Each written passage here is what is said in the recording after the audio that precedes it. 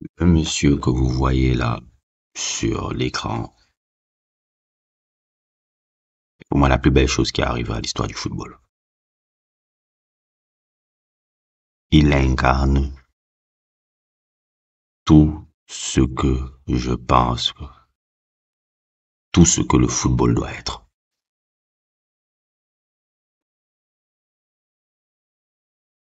Oui, le football a plusieurs styles. Oui, on peut accepter des styles et c'est la confrontation des styles qui fait le charme de ce sport-là. Mais ce monsieur-là, que vous voyez sur l'écran là,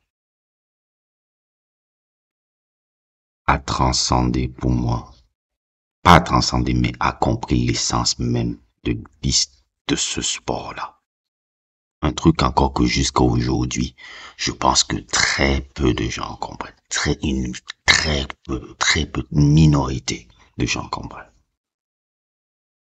Ce monsieur-là, c'est Télé Santana. Je rêve d'un jour en Afrique, dans n'importe quel pays africain, on a un Télé Santana noir. Je rêve d'un jour comme ça. Peut-être qui sait, peut-être ce sera moi un jour. Je sais pas. Si dans une autre vie ou quelque chose comme ça, peut-être c'est moi qui serai ce gars-là. Je ne sais pas. Mais je rêve d'un jour, dans le continent africain, on est un Télé Santana. Je sais que beaucoup de gens ne connaissent pas de qui je suis en train de parler. Je sais que des aficionados de foot, ce nom-là est d'une vulgarité pas possible. Je sais que pour même certains connaisseurs de foot, ce nom-là ne vous évoque rien. Bonjour, bonsoir, bienvenue dans la chaîne du Sorcereur. Et aujourd'hui, comme je l'ai fait un peu sur mon introduction, Télé Santana est le plus grand entraîneur de l'histoire du football. Je n'exclus rien sur tous les grands coachs qu'il y en a eu, même ceux que je déteste là, qui sont aussi importants dans l'histoire du foot. Mais Télé Santana est le plus grand coach de l'histoire du foot. Vous connaissez le gars que vous voyez là, qui apparaît sur la photo là.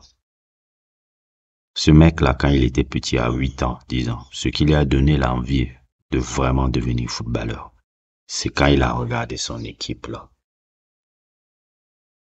à la Coupe du Monde 82. Le rêve absolu de ce grand joueur là, il y a un sujet de ce grand joueur. Oui, c'est un grand joueur. C'est un grand joueur avant d'être un grand entraîneur. Le rêve de ce mec là, quand il était petit. Et c'est toujours son rêve jusqu'à aujourd'hui. C'est de pouvoir entraîner l'équipe du Brésil. Le rêve absolu de Guardiola. Il le fait depuis 2014. Et même en 2014, il avait envoyé son CV à la fédération brésilienne un peu pour les promettre qu'il peut gagner la Coupe du Monde 2014 et il peut faire Neymar du meilleur joueur du monde sous 5 ans. Il avait fait un gros bloc-notes et tout là-bas. C'est un de mes amis, une grande connaissance qui s'appelle Ogo qui m'avait parlé de ça. Le gars m'a montré là. Je sais pas si je peux retrouver l'article. Il avait fait tout un lobbying. Voir le rêve absolu de Guardiola. C'est pas d'entraîner l'équipe d'Espagne. C'est d'entraîner l'équipe du Brésil. Pourquoi? Pour essayer de recréer ce que ce monsieur-là avait fait en 82. Imaginez juste Guardiola avec l'équipe du Brésil actuelle, en fait. Ce qu'il pourra faire. Quand j'étais petit, mon père, c'est un absolu fanatique de l'équipe du Brésil. De toute l'histoire du Brésil. Si je connais un peu l'histoire du football brésilien, c'est grâce à mon père. C'était pas le fan brésilien basique, hein. Je dis vrai fan brésilien, vrai fan du football brésilien. Dans ces moindres détails. Pas le coco qui te cite seulement, ouais, j'étais fan du Brésil parce qu'il gagnait. Non, le mec qui est, moi, je suis dans une famille de connaisseurs. Je suis né dans une famille de connaisseurs. Je suis pas né dans une famille de zozo, là. Et mon père, il me parlait toujours que le Brésil qu'il aimait, c'était le Brésil, là, de 82. Et moi, qui étais petit, je l'ai pas dans une discussion un peu, même si j'étais très petit dans une discussion de football, je dis, mais le Brésil, là, avait perdu, si on se souvient, ils ont pas gagné. Je dis, ce n'est pas important. Ils ont transcendé ça. Cette équipe-là a transcendé. Lui, il disait même, elle est plus grande que celle de 70 qui a gagné la Coupe du Monde. Pour moi, qui était petit, je ne comprenais pas ce qu'il disait là. Je te dis, quand j'étais petit, quand il me balançait ça, j'ai dit, mais comment il peut valoriser une équipe qui a perdu par rapport à une équipe qui a gagné en 70 et qui est tout aussi belle, hein. L'équipe de 70, c'est pas une équipe de boucherons, non, l'équipe de 70, c'est une équipe de malade mental. Si on me dit que c'est la meilleure équipe de tous les temps des sélections, je dis pas non, hein. Mais pour lui, il parlait toujours que 82 est plus grand que 70. Je ne comprenais pas. Avec la maturité et mes recherches aussi et mon évolution aussi particulière, j'ai commencé à comprendre pourquoi, en fait. D'ailleurs, même maintenant, je comprends aussi pourquoi mon oncle est fan de l'Allemagne comme ça maintenant. Mon oncle était fan de l'Allemagne, mon père était fan du Brésil. Ces deux, et je vois à travers l'amour de ces équipes-là un peu la philosophie de vie maintenant. Mon oncle, c'est quelqu'un de pragmatique, qui était très très pragmatique. Pour lui, le résultat compte et tout. C'est un peu ce que je vois un peu même chez mon cousin un peu, qui est son fils. Ils ont un peu la même mentalité. Et moi, je pense que je suis un peu comme mon père. Je suis un romantique qui aime le panache. Parce que je suis un peu comme mon père. J'aime un peu le romantique avec le panache. J'aime gagner, mais j'aime gagner tout en cherchant à être beau. Et si j'arrive même à perdre, même si je perds, et autres, on retiendra que j'ai cherché à être beau. Je pense que c'est ça le mindset d'un gars comme Télé Santana. Télé Santana est un joueur qui était à Fluminense. Je veux pas essayer de faire toute sa carrière, hein, qui était ce mec et tout. Je pense que c'est pas ça qui est important. Mais c'était quelqu'un qui avait été un joueur je crois à Fluminense, hein, si je me trompe pas. Si je vois un peu les histoires. Et qui a été le coach de la fabuleuse équipe, je préfère sauter, qui a été le coach de la fabuleuse équipe de l'équipe du Brésil de 82, qui est pour moi, sans aucun doute, l'une des, peut-être, sincèrement, peut-être l'une des plus grandes sélections de l'histoire du football mondial. Le jeu pratiqué par ces mecs-là, à la Coupe du Monde 82, là, c'est de la peinture. C'est de la fucking peinture. Tous les matchs et tous les joueurs, les monstres qu'il y avait là-bas. Au milieu défensif, on avait un mec comme Junior. On avait sur le côté gauche un autre gars comme Eder. On avait Socrates aussi. On avait Falcao devant. Et puis on avait le Pelé blanc. Zico. Le jeu, la façon de jouer, une touche de balle, deux touches de balle. Le ballon reste jamais. Tu as l'impression que le ballon ne sort jamais du terrain. Tu as l'impression qu'ils ne font jamais de touche. Tout va toujours à une touche. Une touche, une touche, une touche, une touche. C'est un régal sur les yeux. Et ça, c'était la philosophie de Télé Santana. Télé Santana est un mec qui a tellement, l'équipe de 82 a tellement enchanté cette Coupe du Monde avec l'équipe de France, hein. Étant avec l'équipe de France d'Hidalgo aussi. La finale que les gens auraient voulu voir, c'était Brésil-France en 82. C'était pas Allemagne-Italie, là. C'était Brésil-France. C'est ça que les gens voulaient voir.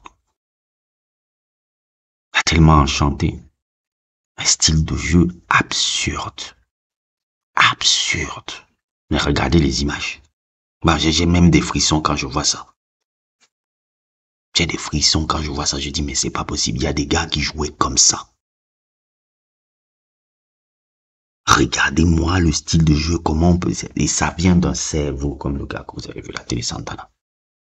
Parce que avant de crier les joueurs, les trucs, il faut d'abord voir les penseurs qui mettent en place des délires comme ça. Comme je vois là sur la vidéo là.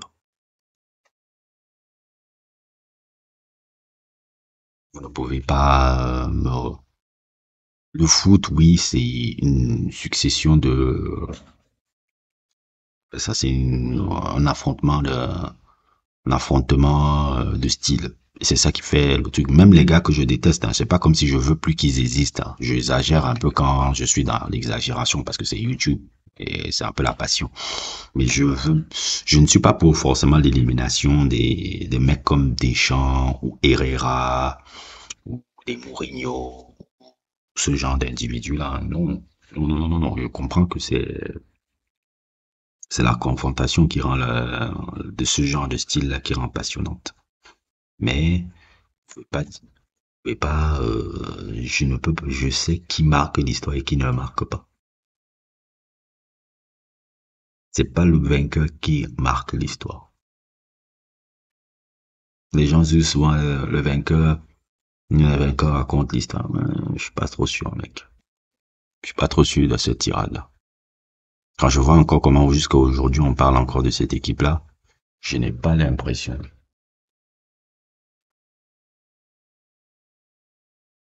Je n'ai pas l'impression que être vainqueur permet à ce que tu restes dans l'histoire. Allez demander un peu à l'équipe de Grèce, qui a gagné l'Euro 2004, qui s'en souvient encore. Je vais vous dire, on n'en a rien à foutre. Les Charistéas, Delas, Autoréagel et son style de merde complètement dégueulasse qui a gagné l'Euro 2004, on s'en fiche. Tout qu'est-ce qu'on retient à l'Euro 2004? Le fabuleux match Pays-Bas, République tchèque. Le match de poule là. Quand tu fais encore, on fête même l'anniversaire de ça chaque année. Je revois ce moment même dans le site de l'UEFA. UEFA là. On fête les 10 ans du match légendaire Pays-Bas, République tchèque. Qui était en poule, parce que le match était génial. C'est ça qu'on fait. On s'en fiche complètement de la Grèce de 2004. Un autre exemple, le Danemark de 92. Peter Schmeichel, qui avait réussi à gagner l'Euro sans Michael Laudrup, mais ça c'est une autre histoire que je vais raconter ça. Qui s'en souvient encore? Les gens s'en foutent. On sait, oui, le Danemark a gagné l'Euro. Contre l'Allemagne, en plus. Est-ce que ça a marqué les gens dans la tête dans l'histoire du foot? C'est anecdotique. La France 98. Oui, la première Coupe du Monde de la France. On parle tout le monde de cette Coupe du Monde-là. Est-ce que la France 98 a marqué l'histoire? Je parle au français, là, parce que dans votre tête, vous pensez que la France a marqué l'histoire quand elle a gagné la Coupe du Monde. La Coupe du Monde salement gagnée, là. Le monde ne s'est pas souvenu de la France. Le monde s'est souvenu de Zidane. C'est ça qu'il a retenu. Pourquoi? Parce que Zidane, c'était le plus beau joueur. Les gens retiennent le beau. Les gens ne retiennent pas la victoire, les gens retiennent le beau. Et si tu es beau et tu gagnes, on te retient 2 fois plus. Les gens tolèrent le lait quand ils gagnent. Les gens tolèrent le lait quand ils gagnent. Ils tolèrent. C'est pas qu'ils l'apprécient forcément. Je dis pas qu'ils respectent, mais ils tolèrent. Oh, ils ont gagné. C'est pas grave, ils ont quand même gagné. Les gens vénèrent le beau même quand ils perdent. Et les gens, comment on appelle ça, sacralisent le beau quand ils gagnent. Quand le sacralise le beau quand ils gagnent. Parce que c'est 2 fois plus. Ça le rend encore 3 fois plus beau qu'il est déjà. France 98, les gens s'en foutent. Dans le monde, parce que j'essaie de sortir un peu mon auditoire français, du paradigme français. Dans le paradigme français, oui, vous faites yé. Mais dans le monde, c'est pas ça qui a marqué. Dans le monde, c'est Zidane qui a marqué en 98. C'est ça qui a marqué les gens. Parce que c'est le plus beau joueur. C'est pour ça que Zidane a un aura comme ça. La même chose en 2018 et en 2022. Le monde s'en fout de l'équipe de France. Le monde s'en fout du mondial 2018. Ils en ont rien à carrer. Qu'est-ce qu'ils gardent? Mbappé. Pourquoi? Parce que c'est le plus beau joueur. Les gars s'en foutent de Deschamps. Oui, ils respectent Deschamps, mais ils s'en foutent de lui.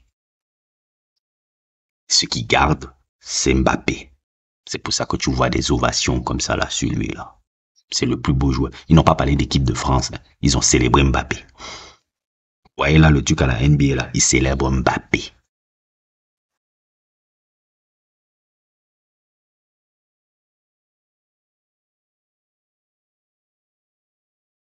Ils célèbrent Mbappé. Ils ne célèbrent pas le truc à la con de la victoire de la France. C'est vous qui célébrez parce que, bon, ok, cool, c'est cool. Mais le monde s'en fiche. S'en fiche. La seule fois où la France a marqué le monde, c'est avec, c'est par 2 fois. Allemagne-France 82 et le Brésil-France de 86. C'est là où vous êtes entré dans la carte du monde. C'est là où le monde vous respecte. C'est ça que tu demandes même au JRS et tu dis, mon Dieu, ces 2 matchs-là, ça a été notre passeport dans le monde. On est jusqu'à aujourd'hui, on nous parle encore. Dès qu'on voit un seul des joueurs, même pas seulement Platini, un seul, JRS, Tigana, partout dans le monde, pour les gars qui ont connu cette époque-là, ils disent, ah, France-Allemagne, là. Même l'entraîneur de l'équipe de Belgique de 2016, là, il dit à quel point l'équipe de France, là, l'a marqué. Retient le beau, les mecs, que les gens ne vous racontent pas. On ne retient pas forcément le victorieux, on retient la preuve. Les gens parlent encore de Tupac maintenant. Alors qu'il est mort il y a 25 ans devant des Jay-Z, Didi et Kanye West. Posez-vous les questions. Donc, pour revenir à Télé Santana, il a été celui qui a vraiment participé à ce truc du Brésil de 82 et ce qui a été encore, bon, triste, mais bon, c'était aussi le talon d'Achille de cette équipe-là. Cette équipe-là voulait toujours gagner en proposant un jeu. Elle ne calculait pas, calculait jamais. Et quand il y a eu justement cette demi-finale contre l'Italie de Paolo Rossi, qui a des grands joueurs dans cette équipe d'Italie. Il y a des mecs comme Graziani, il y a des mecs comme Tinozov, il y a des mecs comme Bergomi, et je pense aussi à un gars magnifique, un peu comme Antonini de la Fiorentina. On a vraiment des beaux joueurs dans cette équipe d'Italie là. C'est vraiment des légendes. Me dire que l'équipe du Cameroun a fait nul contre des monstres pareils. Moi je dis souvent bon. Et cette équipe là, par ce réalisme, a réussi à... Putain, il y avait Atobelli aussi. Putain, les Italiens ont quand même des grands joueurs. Putain, c'est des générations de grands joueurs qu'il y a dans ce pays. Ils ont quand même ils ont réussi à piéger l'équipe du Brésil qui voulait toujours gagner. Et l'un des trucs qui a été le plus marquant quand Télé Santana est venu à la conférence de presse après la défaite de l'Italie, toute la presse qui était présente, toute la presse s'est levée d'un seul homme, comme un seul homme, en train d'applaudir Télé Santana. Il venait de perdre contre l'Italie. Toute la presse, quand Télé Santana se présente devant la presse, toute la presse se lève et applaudit pour lui dire merci pour ce que vous avez proposé dans cette Coupe du Monde. L'Italie a gagné la Coupe du Monde 82, certes, oui. Mais le Brésil a gagné le cœur des gens. Pour l'éternité. Ce Brésil a gagné le cœur des gens pour l'éternité. C'est pour ça qu'ils sont immortels et que vous voyez là encore, là, même des années après encore, on fait encore des articles, lui. C'est ça, avoir de l'impact. C'est ça, devenir un mythe. C'est pas juste gagner. Et c'est ce que Deschamps n'a jamais pigé dans sa life. Deschamps ne comprendra jamais pourquoi on le mettra jamais à cette dimension-là. Et il en est jaloux. C'est pour ça qu'il ne laissera jamais Zidane. Parce qu'il sait que Zidane peut avoir ça. Et lui, il ne l'aura jamais. Télé Santana est un mythe. On va me dire, oui, il a perdu. Et le mythe s'est pas arrêté là encore. Il y a encore la deuxième en 86. Pourquoi je parle toujours de cette équipe de France là? Allez regarder le match de 86 du quart de finale là.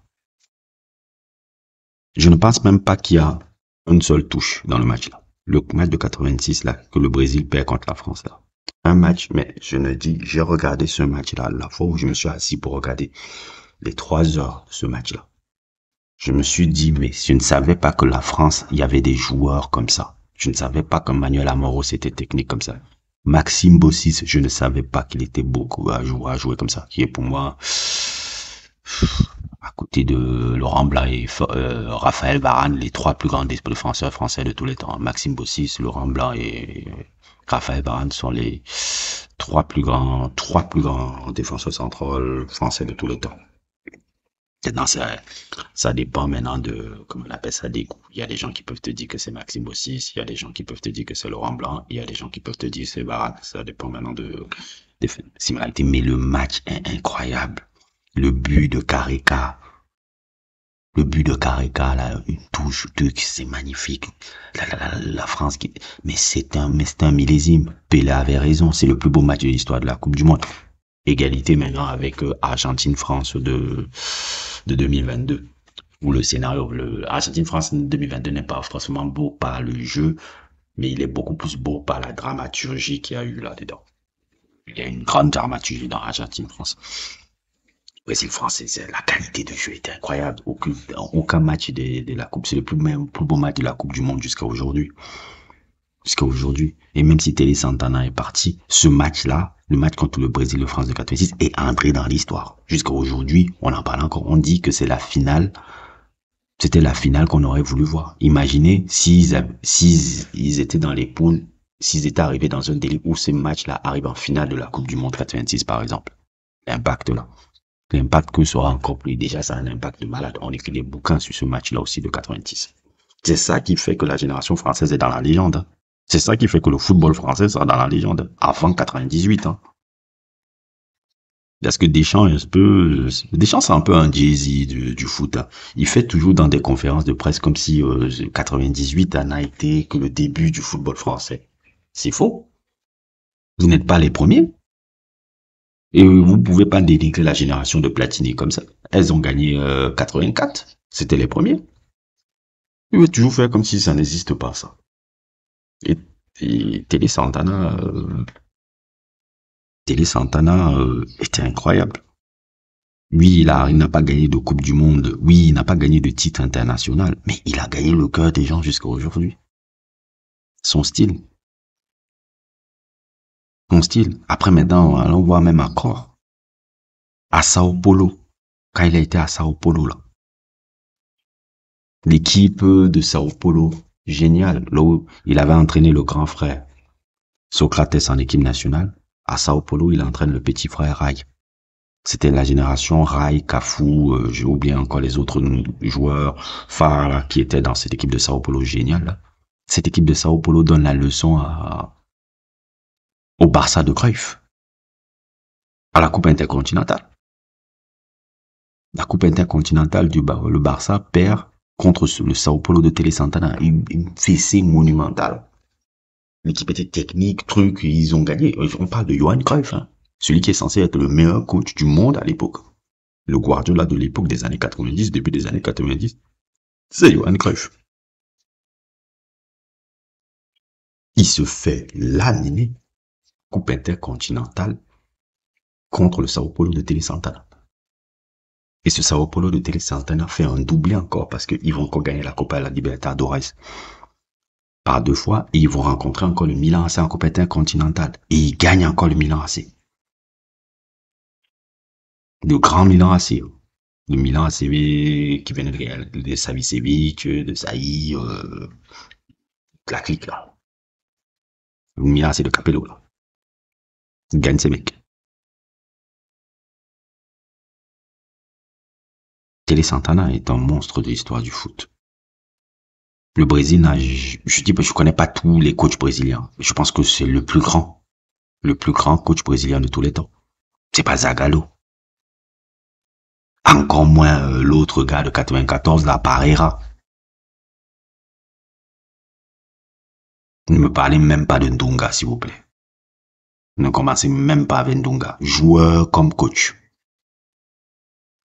Grand joueur, hein. Grand coach aussi. C'est-à-dire grand joueur, grand coach. Mais ne me parlez même pas du style là. Ce type-là, on avait raison d'appeler ce gars l'Allemand. C'est une scandale qu'au Brésil, ce Brésil, il y a eu un mec comme ça là. et que ce mec ait gagné la Coupe du Monde 94, moi j'ai encore la gerbe juste de voir ça.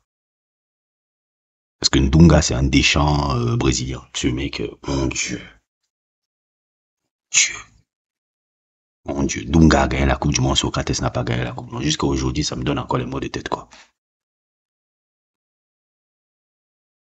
Non, Télé Santana, c'est un monstre. Allez regarder je vais vous laisser l'article, là, le romantisme en tout couleur, tout en couleur, là. Vous pourrez véritablement faire votre recherche un peu sur ce personnage-là, qui est absolument sublime de l'histoire du football mondial, du football brésilien. Ceux qui sont un peu fans un peu des coachs, des histoires, des pionniers, pas forcément même des pionniers, mais des mecs qui ont une vision singulière, des personnages singuliers de l'histoire du foot. Allez regarder ce truc-là que je mettrai en description sur la page. N'hésitez pas à liker, n'hésitez pas à vous abonner et à plus pour d'autres aventures.